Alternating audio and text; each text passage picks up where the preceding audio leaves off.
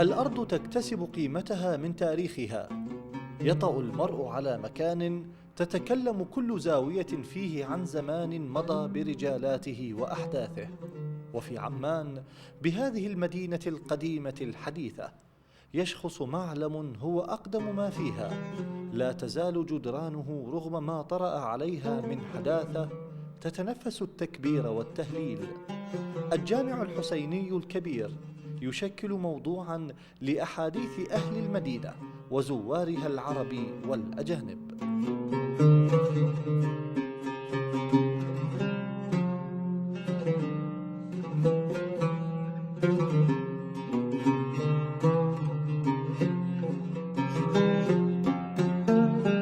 يقوم بناء المسجد على موقع مسجد قديم لا تتوفر أدلة ملموسة وموثوقة حول تاريخ بنائه، لكن المتفق عليه أنه يعود إلى العهد الأموي. ولعل أقدم نص مكتوب يتحدث عن المسجد الأصل هو بضعة أسطر وردت في كتاب أحسن التقاسيم في معرفة الأقاليم للمقدسي، تقول أنه في منطقة السوق من مدينة عمان ثمة مسجد بهي قد زينت ساحاته بالفسيفساء.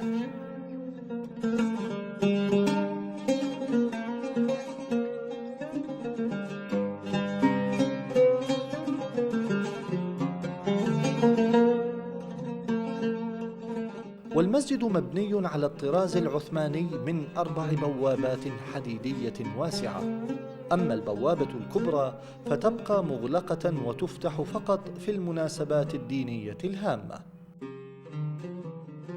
وعلى طرفي الواجهة الكبيرة للمسجد ترتفع مئذنتان كبيرتان، إحداهما أطول من الأخرى، تعانقان السماء.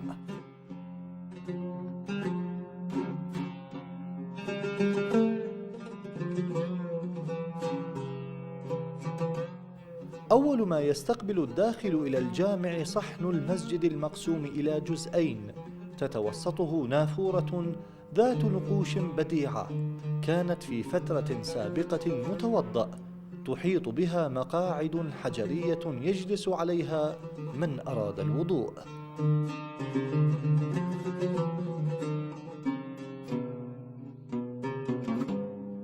على يمين الداخل إلى الصحن تقف 5 أعمدة بيضاء ضخمة ومثلها إلى اليسار، وفي الأمام 7 تحمل بمجموعها الطابق الثاني من المسجد.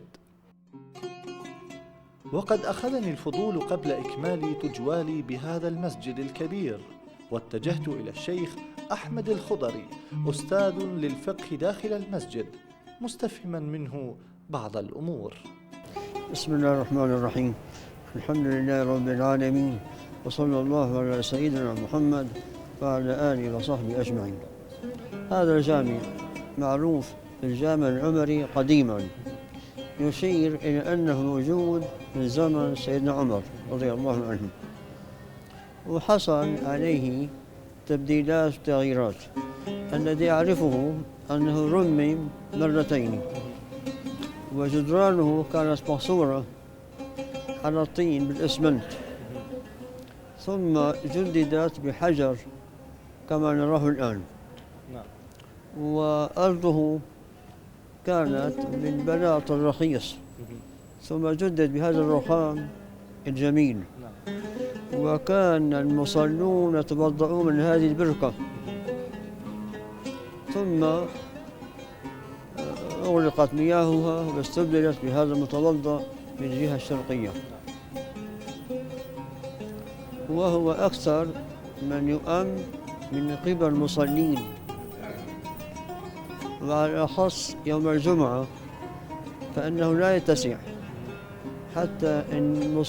حتى المصلون يصلون خارج الجامع، وربما منع السير هنا. ويأتونه أشهر الخطباء والأئمة كالقضاة والمفتين وأمثالهم في الدرجة الممتازة من العلم.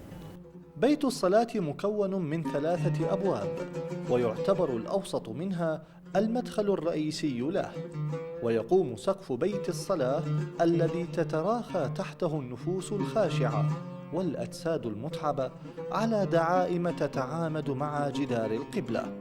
وقد روعي في بناء بيت الصلاة أن يتلائم مع المناخ الشتوي البارد لعمان، لذلك فهو أقرب إلى الانغلاق حيث لا توجد إلا 4 نوافذ في الجدار الشمالي منه. أما المحراب فيتوسط جدار القبلة في مواجهة قبة المحراب، ويكتمل التشكيل بوجود المنبر إلى جواره، فهو يضفي على المسجد عموماً بجماله ووقاره هيبة وبهاء. كل هذا البناء كان في الأساس رغبة من الملك عبد الله الأول مؤسس الأردن عام 1924، والذي أسماه بالمسجد الحسيني تيمناً بوالده شريف مكة الحسين بن علي. والأسواق التي كانت تحيط بالمسجد لا تزال تحكي قصته الطويلة، فعلى يمينه يقوم سوق السكر، وعن يساره سوق البخارية، وغير بعيد عنه سوق الحميدية وسوق اليمانية، وكلها تعد أقدم الأسواق التجارية في عمان. في هذه الساحة الرحبة يختلط الباعة المتجولون مع السياح الأجانب والزوار والمشاة الذين يقطعونها بعيداً عن السيارات المتدفقة من 4 شوارع رئيسية تربط بين مختلف ضواحي المدينة القديمة. مع انطلاق نداء السماء لأهل الإسلام يدعوهم إلى الصلاة والفلاح 5 مرات في اليوم، يتدفق عشرات المصلين على المسجد الحسيني الكبير من مختلف الألوان والأعراق، فموقعه في وسط عمان القديمة يجعل منه ملاذا لمن يطلب الراحة في جواره، خاصة وقد هوت إليه قلوب المسلمين منذ قرون مضت. لبرنامج محطات عراقية، حيدر المحرابي، عمان.